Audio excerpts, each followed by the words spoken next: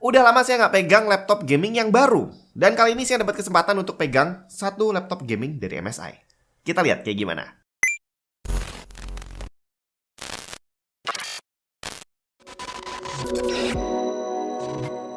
Halo semua, Jun di mana?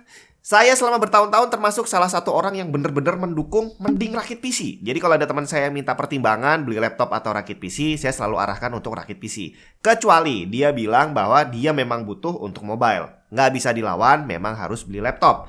Nah, kebetulan ada satu teman saya yang akhirnya minta saran saya untuk beli laptop. Dan akhirnya ketemulah laptop ini. Ini adalah MSI GF6612 UC.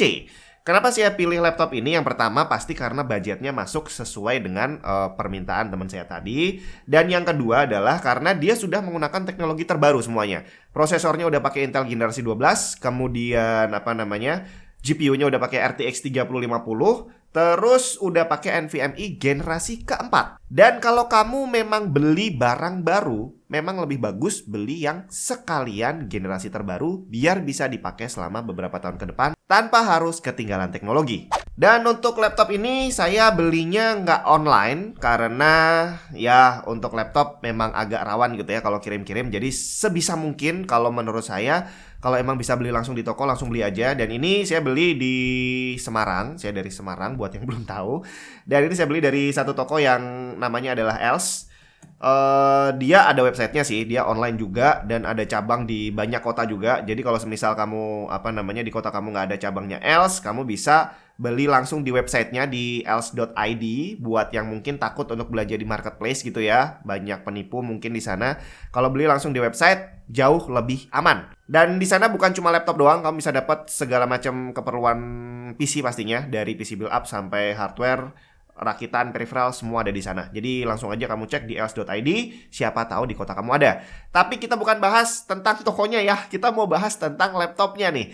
MSI GF6612 UC, kayak gimana nih? Desain fisiknya tidak terlalu lebay, bagian cover monitornya hitam polos tanpa ada LED apapun, dengan bodinya tidak terlalu banyak profil dan lekukan. Begitu kita buka, terlihat keyboardnya punya numpad dengan backlit merah, bukan RGB. Nggak ada ornamen apapun yang terlihat menonjol, jadi semuanya terlihat simpel dan cocok banget buat kamu yang emang nggak terlalu doyan bling-bling dan memilih desain yang tidak terlalu mencolok. Trackpadnya nggak terlalu besar dengan feel yang cukup smooth dipakainya. Kemudian semua port USB, display, dan LAN ada di bagian samping. Dan untuk HDMI-nya udah support resolusi up to 4K 60Hz. Kemudian di bagian bawahnya desainnya keren banget. Dia tidak dibuat tertutup tapi dibikin grill dengan pola mirip sarang lebah. Hal ini sangat membantu agar panas di dalam laptopnya bisa lebih cepat terbuang. Mengingat ini adalah gaming laptop yang udah pasti bakal panas banget. Untuk pembuangan panas utama dia menggunakan kipas yang membuang panas ke samping dan belakang. Dan untuk keseluruhan bodinya terbuat dari plastik. Ada plus minusnya. Secara minus memang bodi plastik ini tidak terlihat semewah laptop dengan bodi aluminium.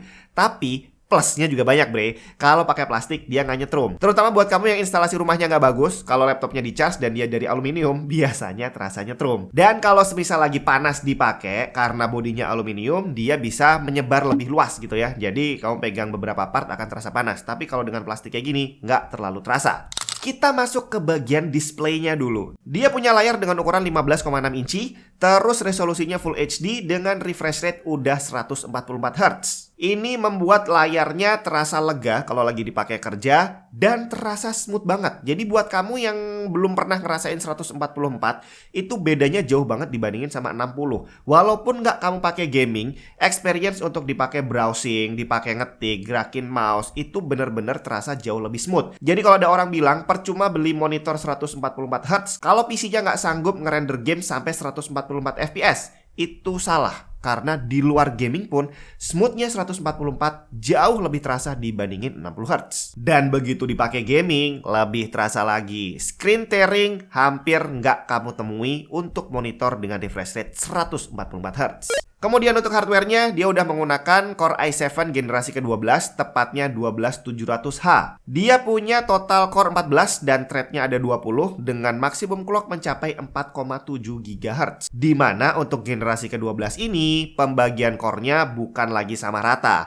Yang 6 core adalah P-core atau performance core dengan 12 thread, dan sisanya adalah E-core atau efficient core dengan konfigurasi 8 core 8 thread. Nah, desain hybrid prosesor ini ternyata memang meningkatkan kecepatan single thread workload 10-20% lebih kencang dibandingkan generasi sebelumnya. Dan untuk multithread bisa mencapai 30-40% lebih kencang dari generasi sebelumnya. Kemudian teknologi cerdas terbaru Intel Thread Director bisa mengirimkan workload pada core yang tepat di waktu yang tepat pula, secara otomatis mengikuti aktivitas yang kita kerjakan di depan laptop. Untuk gaming performance, pengujian dari Intel menunjukkan angka peningkatan hingga 28% dari generasi sebelumnya dan mencapai hingga 43% untuk content creation.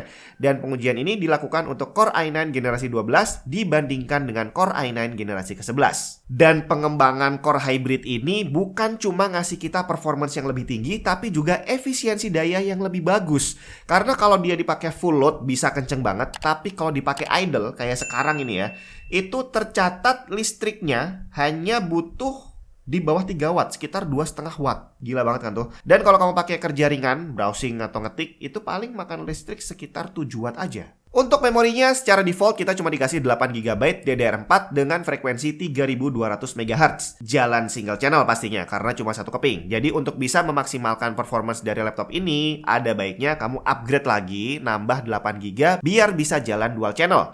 Nah, tapi apakah single channel 8GB yang dikasih ini masih kurang untuk gaming? Nanti kita tes. Untuk storage-nya dia udah menggunakan NVMe generasi 4x4 dengan kapasitas 512GB. Seperti apa performance-nya? Apakah beneran kencang? Kita lihat hasilnya. Ternyata beneran kenceng, bre. Nah, kemudian yang nggak kalah kenceng lagi adalah tentang networking-nya. Di sini kita udah dikasih Wi-Fi 6 yang udah sekaligus built-in barengan sama Bluetooth 5.2.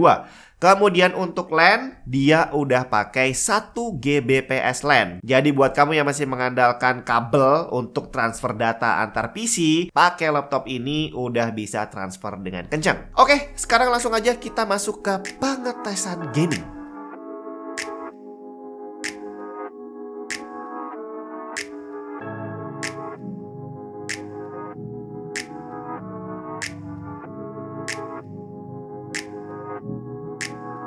Bisa kita lihat walaupun laptop ini jalan single channel, dia masih sanggup mendapatkan frame rate yang nyaman saat digunakan ngegame.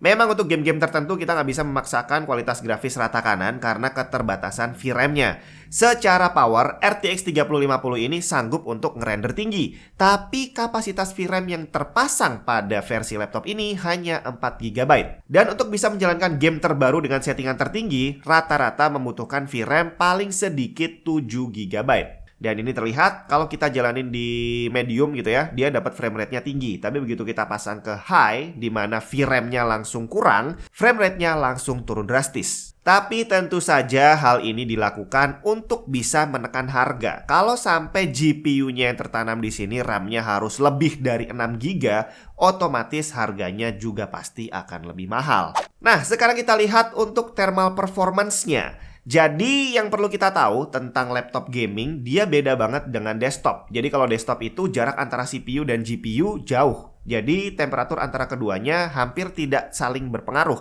Tapi dalam sebuah laptop gaming, CPU dan GPU benar-benar berdekatan. Bahkan ada banyak laptop yang punya desain heat pipe untuk coolingnya itu berdekatan nempel atau malah jadi satu, nyambung antara heat pipe-nya CPU dengan GPU. Otomatis hal ini akan berpengaruh besar terhadap temperatur keduanya, terutama kalau dipakai dua-duanya. Jadi untuk temperatur ini akan sangat jauh berbeda kalau kamu pakai CPU-nya doang atau kamu pakai buat ngegame di mana CPU dan GPU digunakan secara bersamaan.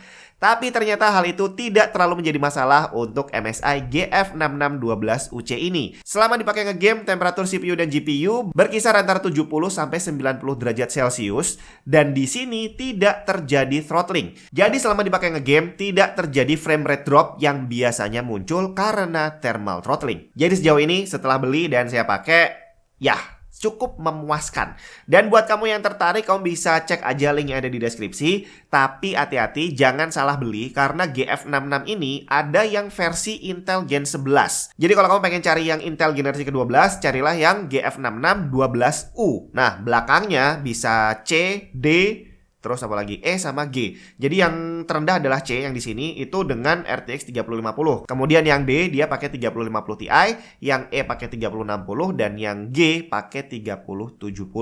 Jadi sesuaikan dengan budget kamu, langsung cek aja di official link yang ada di deskripsi. Eits, jangan ditutup dulu, karena Intel sama Els mau bagi-bagi merchandise buat kamu yang barusan nonton video ini.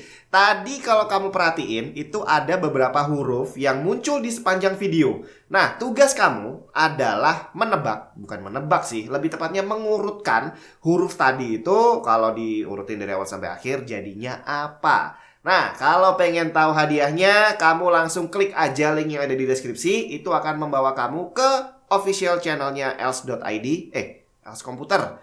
Nah, di sana nanti akan ada jawabannya, sekaligus pengumuman pemenang, kemudian hadiahnya apa, yang pasti bakal ada merchandise keren, termasuk salah satunya nih, jersey seperti yang saya pakai ini. Buat kamu kalau nanti pengen jalan-jalan, biar ada nama Intelnya di sini kan. Mantap. Langsung aja cek, dan kalau belum merhatiin tadi hurufnya apa, tonton sekali lagi.